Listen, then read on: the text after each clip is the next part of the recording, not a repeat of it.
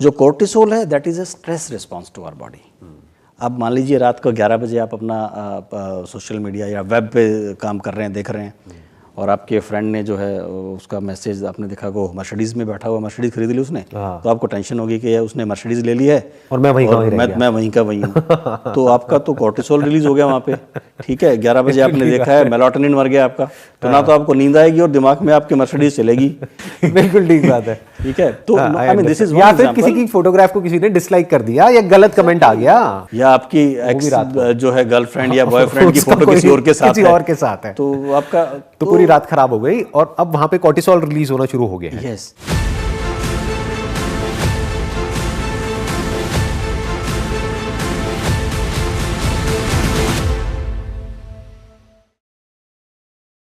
Welcome to the 4th episode of caught in the web. और आज हम deeply ये समझने वाले हैं कि जो स्मार्टफोन एडिक्शन है इसका हमारी ब्रेन के ऊपर और हमारे नर्वस सिस्टम के ऊपर क्या इफेक्ट हो रहा है, यानी कि क्या प्रॉब्लम्स आ रही हैं और उनके सॉल्यूशंस क्या हैं। तो इसके लिए आज मेरे साथ में है एक बहुत ही senior doctor Jain.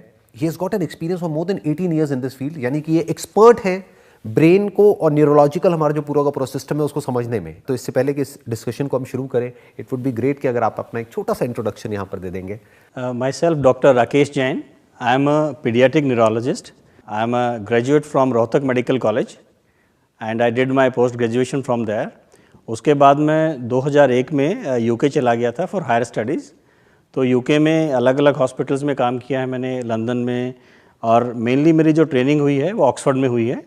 So I did my CCT, that's a specialist training in Oxford, and I've been seeing all different varieties of children with different neurology cases, right from some of the social media impact that we are going to talk about in today's series, and other serious neurological conditions like epilepsy, ADHD, learning disabilities or dyslexias. So lots of these terms they have come up on the surface. सबसे पहले मैं आपसे ये समझना चाहूँगा कि ये जो एडिक्शन है जो बढ़ता ही चला जा रहा है, मतलब ऑन एन एवरेज अभी बहुत सारी स्टडीज़ हुई हैं जहाँ पे पता लगा है कि 4 से 5 घंटे ऑन एन एवरेज जो यंगस्टर्स हैं वो स्पेंड कर रहे हैं अपने स्मार्टफोन पे।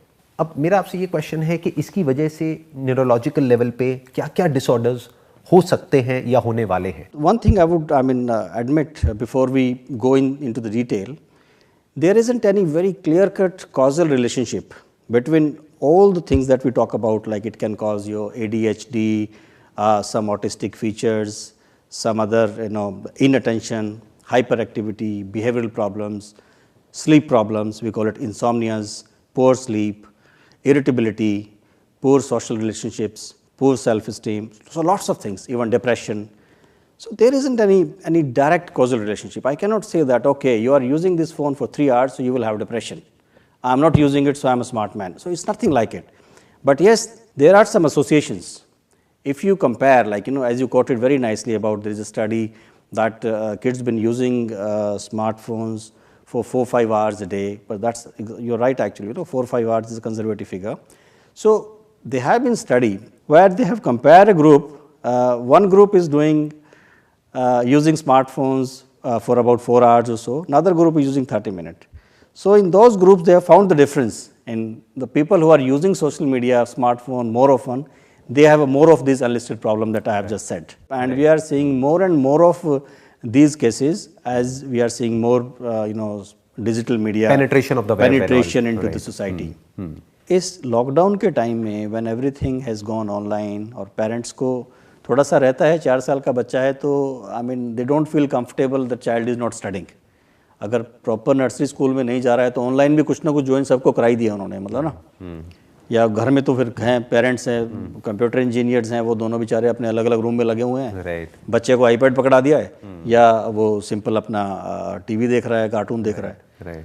तो these kids, they find themselves more comfortable engaging with the digital media, with the virtual world basically. Virtual world, exactly, that's the right word, virtual world. क्योंकि उसमें क्या है ना, सिर्फ मैं अपने हिसाब से काम कर सकता हूँ. If I don't like anything, I can flip it over, Right. यहाँ पे if I say something, you don't like it, you will ask me question.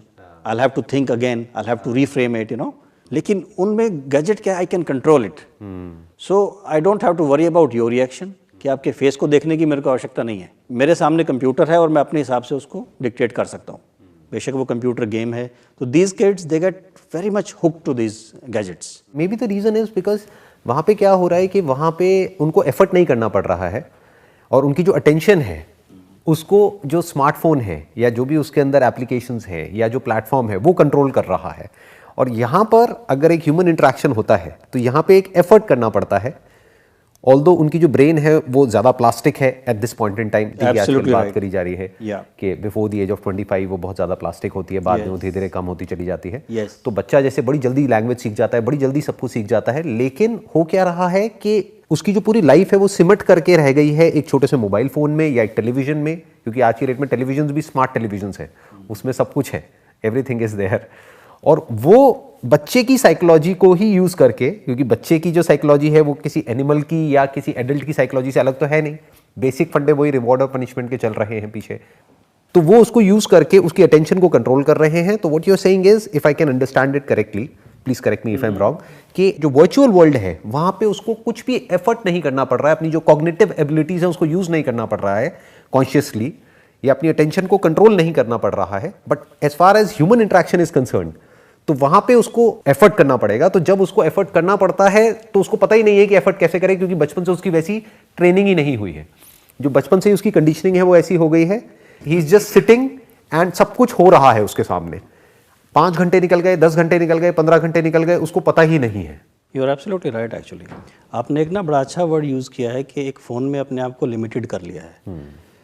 देखिए लाइफ, आप तो खैर काफ़ी लाइफ उसके ऊपर लेक्चर देते हैं, तो you understand this philosophy better than anybody else. Life ये नहीं है कि मेरे पास मतलब अच्छा मोबाइल फ़ोन है या बेस्ट कंप्यूटर है। Life is a bouquet of experiences. Exact, ठीक है ना। तो जिस दिशा में आप काम करते हो, जितना उसमें इन्वॉल्व हो जाते हो, वो है लाइफ आपकी। और कंप्यूटर, मोबाइल फ़ोन, डिजिटल एक कॉर्नर है लाइफ का, इट्स नॉट द लाइफ। आप इस एक कोने के चक्कर में आप पूरी दुनिया ख़त्म कर देते हो अपनी। तो ये जो बच्चे मोबाइल फ़ोन में घुस के उसको पूरी दुनिया बना लेते हैं, they are not living their life. वो मे बी 60 साल की उम्र है, लेकिन वो 3 साल ही ज़िंदगी है उनकी, बाकी दुनिया पता ही नहीं उनको, सारी ज़िंदगी उसी में खत्म। I think that is the right word, कि उनको पता ही नहीं है कि इसके बाहर भी कोई दुनिया एग्जिस्ट करती है। तो बच्चे को कैसे पता होगा जब तक कि वो एक्सपीरियंसेस नहीं करेगा, जब तक कि उसको और सेंसेशंस नहीं होंगी। तो उसकी सेंसेशंस और उसका जो परसेप्शन है that is limited only to that device, जिससे कि वो एडिक्ट हो चुका है। और दूसरा, आपने एक बड़ा अच्छा शब्द, शोर में आपसे ही क्लू लेके मैं उसको थोड़ा एक्सपेंड कर देता हूँ। एक आपने और यूज़ किया था कि बच्चा वही चीज़ करता जा रहा है, बैठा है, सब कुछ हो रहा है, and that's correct. If you don't challenge yourself, you don't grow. That's the law of nature. That's the law of nature. ठीक है। उस पर एक बड़े अच्छी एक किताब है, अगर आप कभी पढ़ना चाहें तो, उस किताब का नाम है फ्लो। मैंने पढ़ी है। पढ़ी है आपने? जो फ्लो का जो कंसेप्ट है, जैसे ना कि there is some skill, some challenge, and when you get into the flow you are at your best. लेकिन आपकी स्किल ज़्यादा है, टास्क छोटा है, you get bored, you don't enjoy, then you don't grow. Your brain के जो circuits हैं networking करना बंद कर देते हैं। It tends to get boring. Bore का मतलब है कि आप खत्म हो रहे हो अंदर से। बिल्कुल ठीक है ना। Flow is the term actually when there is a right balance of skill and the challenge. They both are there, then you are into the flow. काम भी मस्ती में होता है, you don't feel any efforts, और आपका brain भी grow करता है। जब आप ऐसे करके बैठ जाते हो उस पे, and then you are just watching, then you are killing yourself, then it doesn't give you any challenge. Then you need to stimulate your brain to walk around it, like different experiences. सिर्फ digital media के अलावा आपको friends से मिलना भी है, आपको party भी करनी है, आपको ज़मीन में ठोकर भी खानी है, सारे काम करने हैं आपको। Then that digital experience is also useful for you. You can apply that experience in different domain of life. I completely agree with what you're saying. अब यहाँ पे एक इंटरेस्टिंग पॉइंट ये है, जो चीज़ आप भी ऑब्जर्व कर रहे होंगे अपने पेशेंट्स में या फिर हमारी सोसाइटी में, कि अभी हो क्या रहा है कि जो यंगस्टर्स हैं वो बहुत ही ज़्यादा एडिक्ट होते चले जा रहे हैं। और इसमें हम पूरा ब्लेम यंगस्टर्स पे नहीं डाल सकते, क्योंकि इसके पीछे, स्मार्टफोन के पीछे, ये जो सोशल मीडिया जायंट्स हैं, सो कॉल्ड जितने भी हैं, और ये जो कंपनीज बैठी हैं, they are using psychologist at the back end, not just tech engineers जो कि इस टेक्नोलॉजी को डिजाइन कर रहे हैं, इस एल्गोरिथम को बना रहे हैं, वो इसको और एडिक्टिव बनाते चले जा रहे हैं, जिसकी वजह से उनकी ब्रेन में जो डोपामीन रिलीज हो रहा है, जिसको आप ज़्यादा अच्छे से समझते हैं, उसके अलावा और क्या क्या केमिकल्स रिलीज हो रहे हैं? जैसे रात को अगर कहते हैं, मैंने पढ़ा है, फ़ोन की जो ब्लू लाइट जो वो एमिट करता है, उसकी वजह से हमारी ब्रेन में जो मेलेटोनिन रिलीज होना चाहिए, नॉलेज जबरदस्त, जिसकी वजह से नींद आती है। Got everything.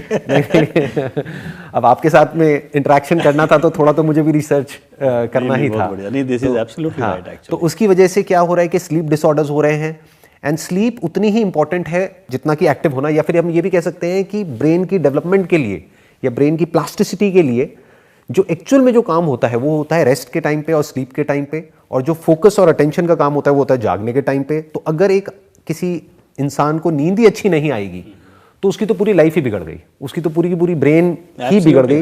और वो स्ट्रक्चर को क्या होता है, मतलब उस स्ट्रक्चर में क्या चेंजेस आते हैं ब्रेन के स्ट्रक्चर में जब नींद प्रॉपर नहीं होती है? बिकॉज ये एक बहुत ही कॉमन प्रॉब्लम है, मेरे जितने भी सेशंस होते हैं उसमें ये एक बहुत ही कॉमन प्रॉब्लम है, सर नींद नहीं आती है रात को 2 बज जाते हैं, 3 बज जाते हैं, 4 बज जाते हैं, नींद ही नहीं आती है, या नींद आती भी है तो इतनी गहरी नहीं आती है, रात को सपने आते रहते हैं, यानी कि ब्रेन एक्टिव है, अभी भी डीप स्लीप नहीं है, डीप सेंस ऑफ रिलैक्सेशन नहीं है, रात को भी वो डिजायर्स और फियर्स हमारे मैनिफेस्ट हो रहे हैं अलग अलग तरीके से हमारी ड्रीम स्टेट में। अब इसकी वजह से ब्रेन के स्ट्रक्चर में क्या चेंजेस होंगे और उसकी वजह से क्या कॉम्प्लिकेशंस फ्यूचर में हो सकती है? देखिए, जैसे स्लीप से आपने बात किया, हमारी स्लीप की आमतौर पे we are awake state, dream state and deep sleep state. ठीक है, deep sleep is the main state जहाँ पे आपका ब्रेन रीसेट होता है पूरा। ठीक है, और डीप स्लीप अगर आपकी मिसिंग है तो it is very difficult to continue to carry on the good work. आप धीरे धीरे जो है ना डिके होते चले जाते हो, आपकी जो एनर्जी लेवल है, जो आपका एंथुजियाज़म है, वो सब कम हो जाता है। डीप स्लीप से ऊपर फिर स्टेट आती है मेडिटेशन वाली स्टेट। अगर आप मेडिटेशन करते हैं या अगर आपने उस स्टेट को कभी फील किया है, देन यू विल रियलाइज़ कि जितना डीप स्लीप बहुत ज़्यादा नहीं होती है हमारी। अगर आप देखेंगे ना, जो नॉन रैम स्लीप होती है करीबन 90 मिनट्स में हमारी जो है ड्रीम और नॉन रैम सब हो जाती है। डीप स्लीप उसके बाद 20-30 मिनट की, 4 या 5 साइकिल हम निकालते हैं एक बार सोने में। तो डीप स्लीप कितनी है? हार्डली 1 घंटे की, 1.5 घंटे की। लेकिन वो 1-1.5 घंटे की स्लीप सबसे ज़्यादा जरूरी है। अगर वो स्लीप हमारी मिसिंग हो जाती है तो हमें लगता है कि यार नींद ही नहीं आई रात में। ठीक है ना, if somebody wakes you up when you are having that deep sleep, और उस वक्त अगर आप उठ जाते हो तो आपको लगता है कि यार आज तो पूरी रात खराब हो गई, मेरी नींद ही नहीं आई है मेरे को। और फिर उसके बाद दिन भी खराब हो जाता है, उसके बाद दिन भी क्योंकि अटेंशन हमारी एब्सोल्युटली हमारे हाथ से चली जाती है। हाँ जी। राइट। तो जो आपका स्मार्टफोन या डिजिटल मीडिया, हम इसको इकट्ठा यूज कर रहे हैं शब्द को, वेब वर्ड यूज कर सकते हैं, वेब वर्ड यूज कर सकते हैं। तो उस वेब से, क्योंकि हम स्ट्रिक्टली मना करते हैं बच्चों को कि स्क्रीन टाइम मिनिमम, और सोने से 1 घंटा पहले तो स्क्रीन देखना ही नहीं है आपको। एक तो ब्लू लाइट का आपका फंडा बिल्कुल सही है। जो ब्लू लाइट हमारे गैजेट से एमिट होती है, not only directly phone actually sitting on my table and just doing beeping for notification, even जैसे कई बार क्या होता है, जैसे हमारे सामने टेबल के ऊपर आपने अपना लैपटॉप रख के छोड़ा हुआ है, और लैपटॉप हमने ऐसे शट कर दिया, it's not completely shut down, तो उसमें से भी वो टू करती रहती है, ब्लिंक करती रहती है ब्लू लाइट। तो उससे भी आपका जो है, जो मेलाटोनिन सिक्रीट होता है, melatonin is a natural hormone. जब आप सोने के लिए जाते हो तो उस वक्त आपकी बॉडी थोड़ा सा टेम्परेचर कम हो जाता है, बॉडी का मेलाटोनिन सिक्रीट होता है, आप अच्छे से नींद में चले जाते हो, यू एंजॉय दैट स्टेट। लेकिन जैसे ही आपका मेलाटोनिन सिक्रीट होने लगता है, कोई ब्राइट लाइट जला दे बढ़िया वाली, तो आपकी नींद एकदम होता है कि हाँ अभी नींद आने वाली है मेरे को, और फिर नींद खुल जाती है। और वो मेलाटोनिन कहता है भैया नमस्ते, अब मेरे बस की नहीं है, तो यो मतलब ब्रेन को ये लगता है कि दिन हो गया है, ब्रेन के लिए दिन को ये लगता है दिन हो गया है। ठीक है, तो वो मेलाटोनिन जो है रास्ता बदल लेता है अपना। तो उसके बाद हो सकता है आपको नींद आ जाए थोड़ी देर के बाद, डिपेंडिंग अपॉन मतलब आपका कंडीशनिंग कैसी हो रखी है। तो मेलाटोनिन इज एक्सट्रीमली इंपॉर्टेंट, और ये जो लाइट काम करती है ये मेलाटोनिन को डिस्टर्ब कर देती है, उसकी रिदम को ख़राब कर देती है। और मेलाटोनिन भी पूरी रात सीक्रेट नहीं होता है, उसकी रिदमिक होता है, टाइम होते हैं उसके। तो ये जैसे ही मेलाटोनिन का एक मान लीजिए 15-20 मिनट आधे घंटे की बढ़िया फेज चल रही है, उस टाइम आपकी ये ब्लिप आ रही है बार बार, या स्क्रीन पे आया, आपको लगा चले एक बार नोटिफिकेशन देख लेता हूँ मैं, तो आपने अपना स्लीप का तो बैंड पूरा पैटर्न डिस्टर्ब कर दिया, पूरा पैटर्न डिस्टर्ब हो जाता है। राइट। और वो हो रहा है आज की डेट में, बहुत कॉमन है। दिस इज अ हैबिट कि आप जैसे फ़ोन बिल्कुल बगल में रख के सोते हैं, जैसे ही नोटिफिकेशन आपने देख लिया, तो it is very difficult actually to induce the deep sleep. आप डीप स्लीप से पहले की स्टेज में ही घूमते रहते हो, डीप स्लीप का नंबर ही नहीं आता है, तो कहाँ से आपका ब्रेन रीसेट होगा? फोकस नहीं कर पाते हैं, हमारी लर्निंग कैपेबिलिटी कम हो जाती है। जो पूरे दिन मैंने लर्न किया है एज अ स्टूडेंट, अगर मैंने पूरे दिन मेहनत से पढ़ाई की है और वो नींद न आने के कारण my brain can not store that knowledge that I had acquired actually in the last day और so So that sleep is extremely important. मतलब what you are saying is कि अगर पूरे दिन कोई इंसान पूरी मेहनत करता है, चाहे वो फिर फिजिकल एफर्ट हो चाहे मेंटल एफर्ट हो, जैसे स्टूडेंट्स नॉर्मली क्या करते हैं, बहुत पढ़ाई करते हैं या कुछ भी कोई भी एफर्ट करते हैं, तो उसका जो एक्चुअल में जो रिजल्ट आना था वो आना था नींद में, गहरी नींद में। और अगर उन्होंने पूरी रात या ये कह लो रात को 2-3 बजे तक अपना फ़ोन पे लग करके जो मेलाटोनिन की पूरी अपनी साइकिल है उसी को डिस्टर्ब कर दिया है, तो वो सारा किया कराया बेकार हो गया। I'm sure you must have interacted with good sports person as well, athletes. उनको भी आप देखो, नींद के ऊपर बड़ा स्ट्रेस होता है उन लोगों का भी, नींद के ऊपर और डाइट के ऊपर। अगर नींद प्रॉपर नहीं आती है तो दे कैन नॉट प्रैक्टिस, वो फोकस नहीं कर सकते, फोकस नहीं कर सकते, बॉडी उतना आपको आउटपुट नहीं देगी जितना आप उससे चाहते हो। तो स्लीप इज इम्पॉर्टेंट।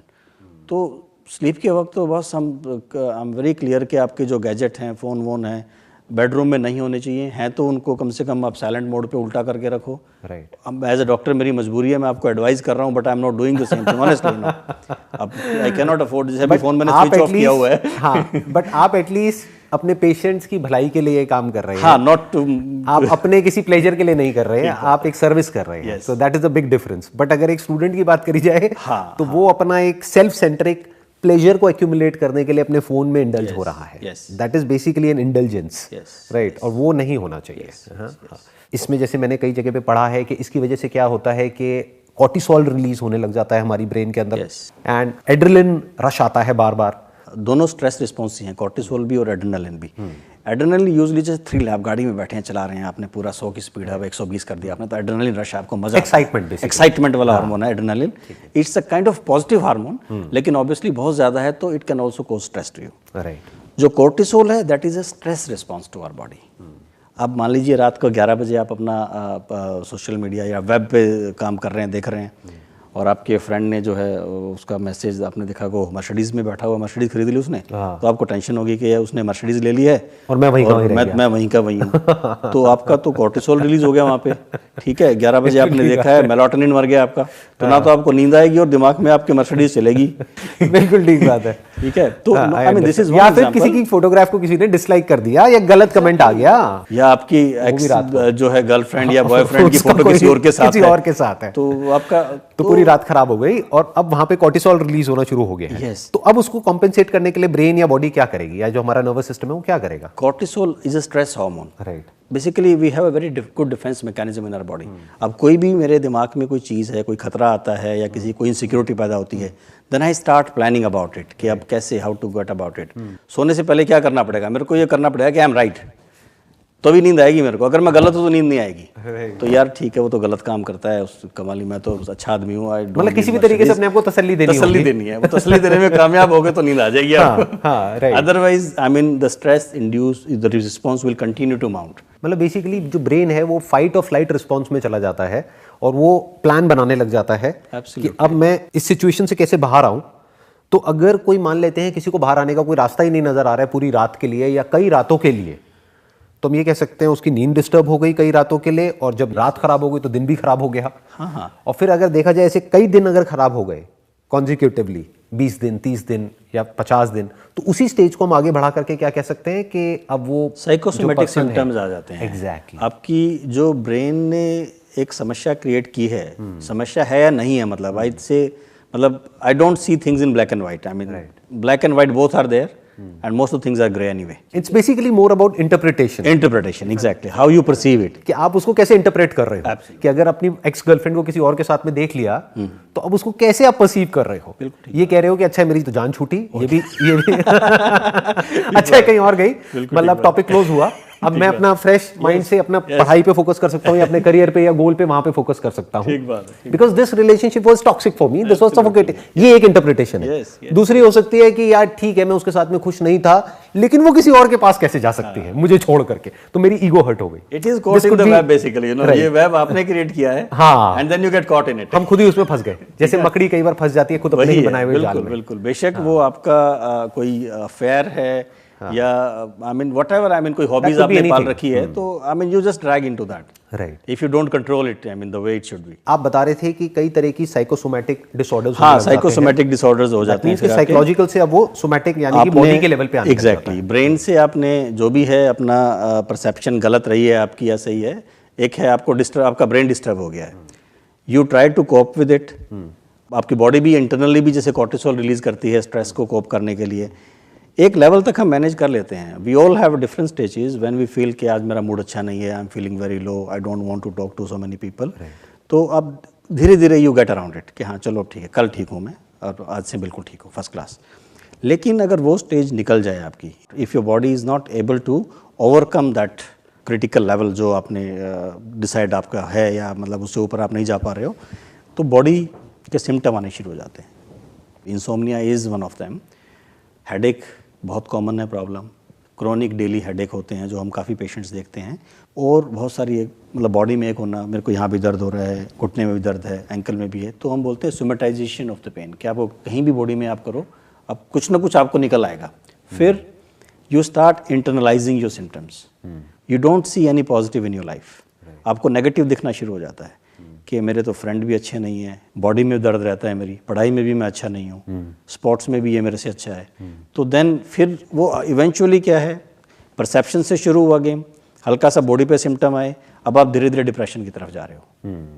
तो then you go towards psychiatrist, psychologist, और अल्टीमेटली साइकेट्रिस्ट साइकोलॉजिस्ट की दवा, तो देखो दवा इज़ ए लास्ट रिसोर्ट, और दवा भी कोई रामबाण नहीं है कि दवा दी और आप उठ के खड़े हो गए. दवा के साथ जब तक आप खुद मेहनत नहीं करोगे, अपनी थॉट प्रोसेस को ठीक नहीं करोगे, exactly that is the main reset. तो वहीं से करना, वहीं से शुरुआत हुई थी ना, तो that is a cause basically. Thought process को तो ठीक करना ही पड़ेगा.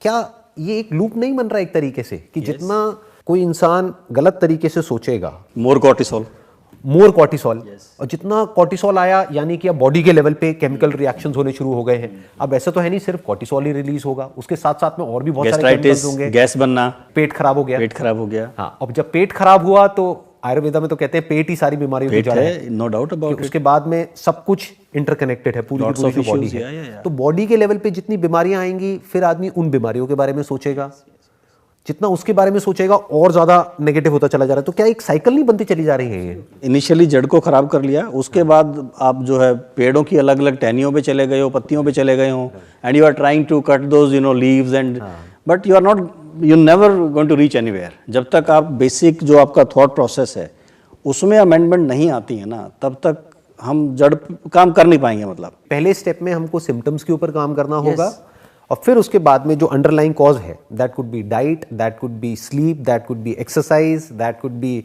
थॉट प्रोसेस, और a combination of all of this. Yes, right. जब तक हम उसको फंडामेंटल्स को अपने ठीक नहीं करेंगे, तब तक ऊपर लेवल पे हम चाहे कितना भी काम कर लें, सबकी अपनी एक लिमिटेशन है. एब्सोल्युटली. कि एक डॉक्टर की अपनी एक लिमिटेशन है, साइकेट्रिस्ट की अपनी एक लिमिटेशन है, साइकोलॉजिस्ट की अपनी एक लिमिटेशन है. सब लिंक्ड है. जो फिलॉसफी की आप बात करते हो ना, everything comes from there actually. No, सारी चीज़ वहीं से आती है. जो थॉट प्रोसेस की हम बात करते हैं, भाई अगर जो आप जो ज्ञान देते हो वो बात समझ में आ जाए तो टेंशन नहीं, आपको उनको हमारे पास आने की जरूरत नहीं पड़ेगी, ऑनेस्टली. अगर आप थॉट्स को एक तरह से कॉम्पिटिटर हो गए, ये कह सकते हैं. Complementary, I would say competitor, मिल करके करना पड़ेगा प्रॉब्लम को सॉल्व. कि मैं थॉट के लेवल पे कोशिश करूंगा, अपने लेवल पे जितना कर सकता हूं. बिल्कुल. और आप फिर जब वो स्टेज बिगड़ गई है, जब सिम्टम्स बॉडी पे आ रहे हैं, साइकोसोमैटिक प्रॉब्लम्स हो रही है, तो उसको भी ठीक करना जरूरी है. नहीं तो वो मेरे को सुनेगा ही नहीं. वो कहेगा यार हटाओ ना, कौन क्या बोल रहा है. वो मेरे को सुनने की पोजीशन में ही नहीं होगा. And so what I want to understand is कि एक टर्म है जो आजकल बहुत ज्यादा पॉपुलर हो रही है पूरे वर्ल्ड में, दैट इज न्यूरल प्लास्टिसिटी. ये क्या है, व्हाट इज इट बेसिकली? हमारे ब्रेन के अंदर, अगर आप मैं आपके बार बार फिलॉसफी को टच कर रहा हूँ क्योंकि मेरे को भी बड़ा ना वो पसंदीदा सब्जेक्ट है वो. आपका ब्रेन में जितने न्यूरॉन्स है ना, इट्स बिलियंस ऑफ न्यूरॉन्स, और उनके कनेक्शंस हैं आपस में. बिलियन तार हैं आपके दिमाग के अंदर, और वो तार एक दूसरे से बात भी करते हैं, उनको कनेक्ट भी करते हैं. ऐसा नहीं है कि हर न्यूरॉन हर से बात कर रहा है, लेकिन by and large there are neural networks, spinothalamic tract हैं, वो सब हैं. और कहीं ना कहीं आई एम श्योर एक न्यूरॉन दूसरे से हर लेवल पे बात करता होगा जो हमें भी नहीं पता है अभी, चाहे वो बहुत ही माइक्रो लेवल पे हो, और ऐसा हमारे पास कोई डिवाइस ही नहीं है देखने के लिए एग्जैक्टली कि वो किस लेवल पे हो रहा है, बट उसको सिनेप्सिस कहते हैं, if I'm not wrong. Synapses, yes. तो हमारा ब्रेन अपने आप में एक यूनिवर्स से कम नहीं है. बेशक आप यूनिवर्स को अपने आप में देख लो, एक आदमी को देख लो, एनिमल को देख लो, प्लांट को देख लो. It grows from seed and then it manifest itself and then it's involute, it's evolutes, you know, same pattern.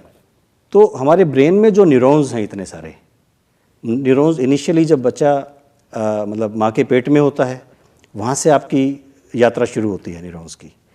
Numbers बढ़ते हैं, फिर धीरे धीरे उनके कनेक्शंस बनते हैं, और कनेक्शंस हमारे आजीवन बनते रहते हैं.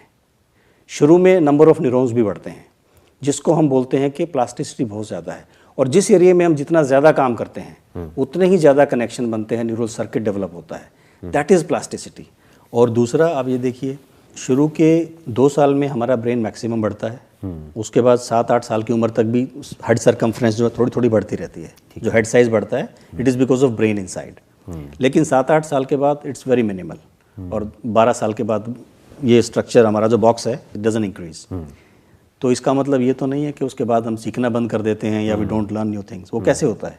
It is all because of new synapses, new connections, new neural circuits. Right. जितना आप अपने दिमाग के पर्टिकुलर एरिया को चैलेंज करोगे, पुश करोगे, you work behind it, then you will get more and more knowledge. तो क्या ये कहना सही होगा कि चैलेंजेस हमारे लिए बुरे नहीं हैं? जैसे आजकल बहुत सारे पेरेंट्स ये समझते हैं कि मेरे बच्चे को कोई चैलेंजेस ना फेस करने पड़े, उसको बिल्कुल प्रोटेक्ट करके रखा जाए, या फिर जो यंगस्टर्स भी हैं उनको पर्सनली चैलेंजेस अच्छे नहीं लगते हैं।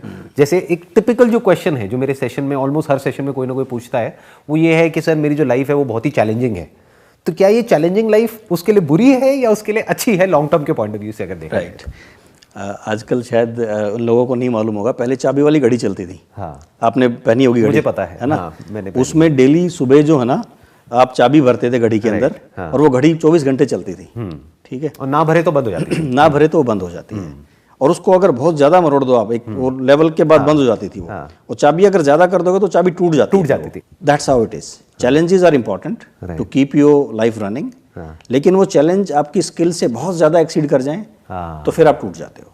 तो चैलेंज, जैसे वो इवन फ्लो वाली बुक में भी मेन कॉन्सेप्ट यही है कि there has to be some challenge, some skill, and you have to work hard to go up to there. जैसे जैसे हम चैलेंजेस का लेवल हल्का सा बढ़ाते चले जाएंगे, वैसे वैसे हमारी स्किल्स बढ़ती चली जाएंगी। जैसे जैसे स्किल्स बढ़ती चली जाएंगी, चैलेंजेस ऑटोमेटिकली बढ़ते चले जाएंगे।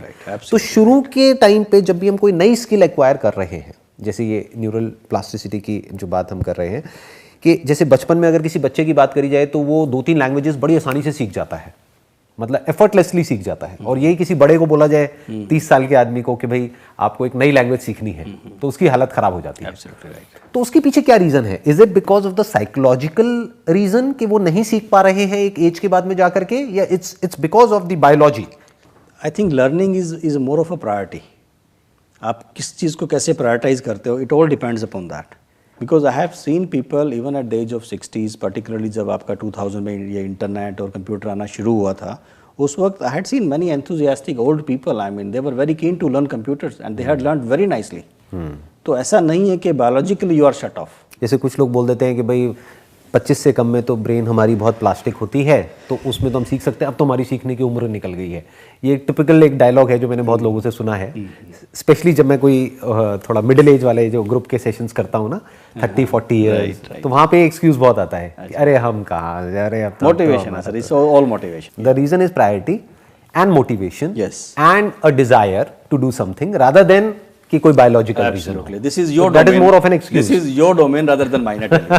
भाई बाइडेन अब 78 में प्रेसिडेंट बना है अमेरिका का। तो age is not a constraint अगर कोई कुछ करना चाहता है तो उसके लिए। Yes yes, it's all perception. सीखने की कोई एज नहीं है फॉर दैट मैटर, कोई भी किसी भी एज में सीख सकता है। जैसे कि मैं 40 साल की एज में आपसे इतना कुछ सीख रहा हूँ, and I think that's the fun part of life. Yes. Because अभी क्या होता है कि जितना हम सीखते हैं उतना ही हम ग्रो करते हैं, जितना हम ग्रो करते हैं उतनी बड़ी लाइफ है हमें आपकी। देखो उतनी ही बड़ी लाइफ है आपकी।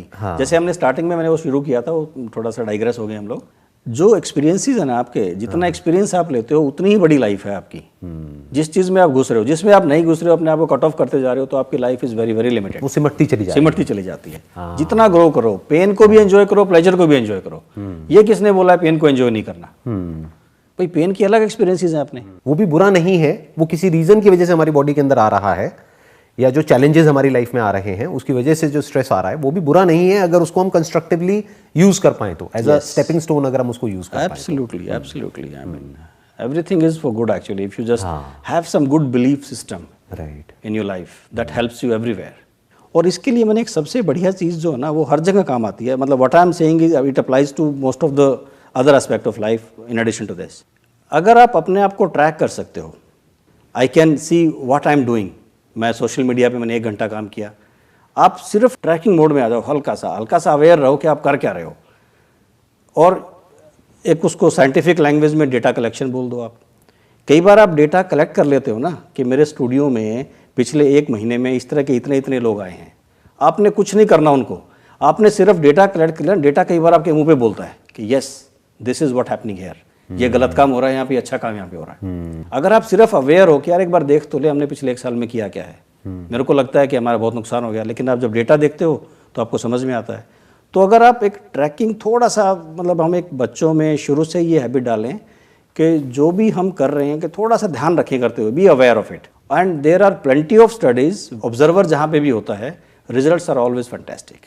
बेशक आप किसी एग्जाम में ऑब्जर्वर बिठा दीजिए, कोई यूनिवर्सिटी का एग्जाम है, हम दोनों एग्जामिनर हैं और एक ऑब्जर्वर वहाँ बैठा हुआ है कोने में, वो ये देख रहा है कि ये लोग काम कैसे कर रहे हैं, हमारी परफॉर्मेंस इंप्रूव हो जाएगी। So what you are saying is this is very interesting, because यही मैं अपने ज़्यादातर सेशंस में इसी पे सबसे ज़्यादा एम्फसाइज करता हूँ कि be aware of what you are doing, that is the first step to change. Absolutely. यानी कि आज की डेट में हर स्मार्टफोन में एक फीचर होता है जहाँ पे उनको पता होता है कि मैंने आज पूरे दिन में कितने कितने घंटे क्या क्या यूज़ किया।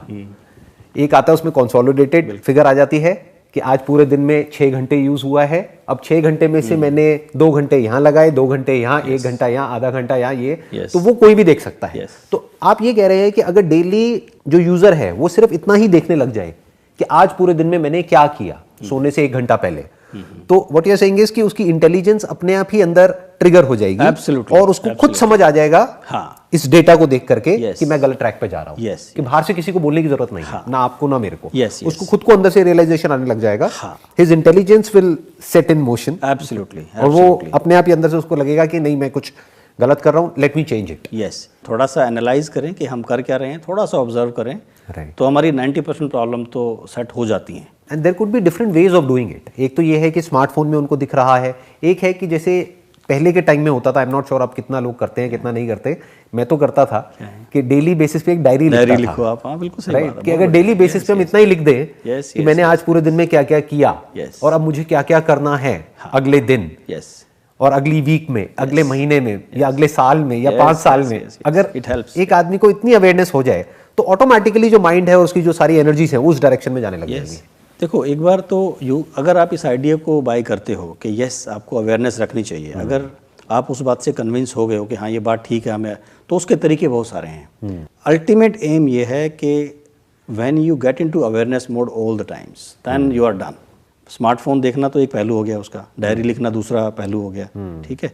लेकिन कितनी बार आप अपने आप को रिमाइंड करा के you get back to your self कि अच्छा क्या चल रहा है अभी, ठीक है सब ठीक है, कोई दिक्कत तो नहीं है, मतलब मैं गलत तो नहीं जा रहा हूँ।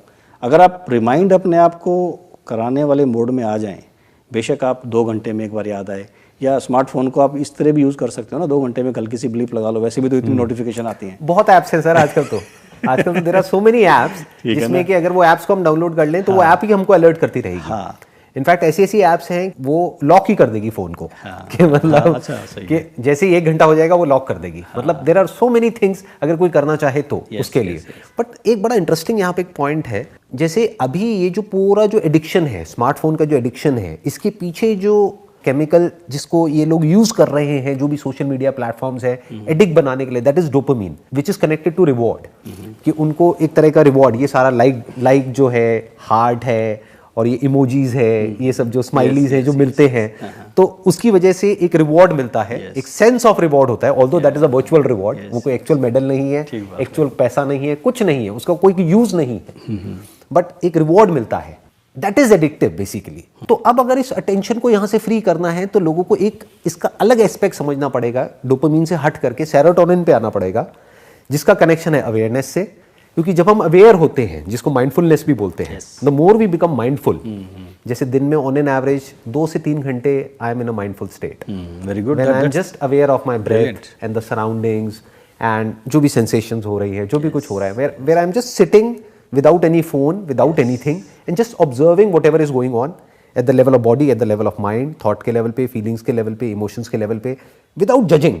That's amazing. That's very good. तो सिर्फ देखता रहता हूँ। और बहुत बार क्या होता है कि एक ऐसी स्टेट आती है जब थॉट्स भी डिसॉल्व हो जाते हैं, जब कोई थॉट नहीं होते, कुछ नहीं होते, फिर वो भी चले जाते हैं, फिर वापस से कुछ इमर्ज होता है, जैसे कि कोई पॉपअप खुल गया है, वापस से कोई थॉट आया, फिर वो डिसॉल्व हो गया, फिर कोई फीलिंग आई, सेंसेशन आई, इमोशन आई। This is my passion basically. This is very good, this is samadhi actually you are going into. Good, बहुत बढ़िया। तो फिर अब उसमें क्या होता है कि उसमें एक अलग केमिकल रिलीज होता है, Yes. Please correct me if I M Yes, wrong, yes, absolutely वो डोपामिन नहीं है क्योंकि उसमें कोई रिवॉर्ड नहीं है, कोई एक्सटर्नल रिवॉर्ड नहीं है ना, किसी ने ना लाइक किया ना कुछ किया। yes, yes, yes. बेसिकली वहां पर हमारी ब्रेन के अंदर सेरोटोनिन रिलीज हो रहा है, विच इज लाइक कि मैं I am satisfied with what is, not what should be. Yes, yes. तो ये एक अलग केमिकल है। अगर इसको लोग समझने लग जाए Yes. कि लोग ये समझे पहले तो कि ऐसी भी कोई स्टेट होती है, कि ऐसा भी एक केमिकल होता है जो बिना कुछ करे हमको मिल जाता है, yes, when we are in a sense of gratitude, जब हमारे दिल से एक थैंकफुलनेस निकल रही होती है यूनिवर्स के लिए, भगवान के लिए, जिसको भी हम मानते हैं उसके लिए, तब एक ऐसा केमिकल रिलीज होता है जो एक्सटर्नल किसी भी चीज पर डिपेंड नहीं करता है, Yes. and which is like real satisfaction, real happiness, because that is not a kick. Like dopamine is more like a kick, कि एकदम से ऊपर उठे फिर वापस से नीचे गिरे। Serotonin is like it's a constant thing. Serotonin ऐसे ही काम करता है। और दूसरा आपने देखा होगा जो एथलीट्स होते हैं, रनर्स हाई होता है, वो एंडोर्फिन्स रिलीज करते हैं जब आप बड़ा एथलीट कर लेते हो, जब आपने एक मैराथन कंप्लीट कर ली ना, लेकिन जो अमाउंट ऑफ एंडोर्फिन्स रिलीज होता है ना, वो दैट कीप्स यू, आपको so high, I mean happy all the day, आपको डिप्रेशन आ ही नहीं सकती। तो एक दूसरा जो सोल्यूशन है, आप सोशल मीडिया यूज करो, मैं तो उसके अगेंस्ट बिल्कुल भी नहीं हूँ कि आप बंद कर दो उसको, लेकिन do your physical exercise, very very important. Meditation आप कर रहे हो, बहुत ही बढ़िया है। आप अगर ये मेडिटेशन कर सकते हो, माइंडफुलनेस वाली स्टेट में रह सकते हो, फिजिकल एक्सरसाइज कर रहे हो, उसके बाद आप जितना मर्जी यूज कर लो, कुछ नहीं आपको टच करेगा। उसके बाद यूज कर ही नहीं पाओगे, बस उसमें मजा ही नहीं आएगा आपको। एग्जैक्टली। यानी कि आप ये अगर सिंपल वे में बोला जाए तो आप उसको एक अलग केमिकल दे रहे हैं, कि बजाय डोपामीन के एक दो अलग केमिकल्स, अभी एक आपने बताया, एक मैंने नाम दिया एंडोर्फिन्स एंड सेरोटोनिन। अगर इन दो केमिकल्स के बारे में वो एक्सप्लोर करे कि ये हमारी ब्रेन में कैसे रिलीज होता है, और इसको एक्सपीरियंस कर ले, और उसको उसमें ज्यादा मजा आने लग जाए जितना कि अभी उसको डोपामीन में आ रहा है, हमें जरूरत ही नहीं होती किसी भी एक्सटर्नल वैलिडेशन की, external reward. Validation is the right word, या बिकॉज़ अभी हो क्या रहा है ना कि मैं आई am not looking into my self, I don't know who I am. तो क्या हम इसको इस तरीके से सम अप कर सकते हैं, ये जो यहाँ पर लिखा हुआ है, दैट इज डिस्कवर योरसेल्फ, कि अगर if we can come back to ourselves, तो that is the beginning of the solution to this problem. Sir आपको तो मालूम ही है, आपने तो भी हमारे जैसे बंदे नाम के लिए बुलाए हुए हैं, बाकी तो बॉटम लाइन तो आप काम कर ही रहे हो, इसमें कोई डाउट नहीं है मेरे को, ठीक है।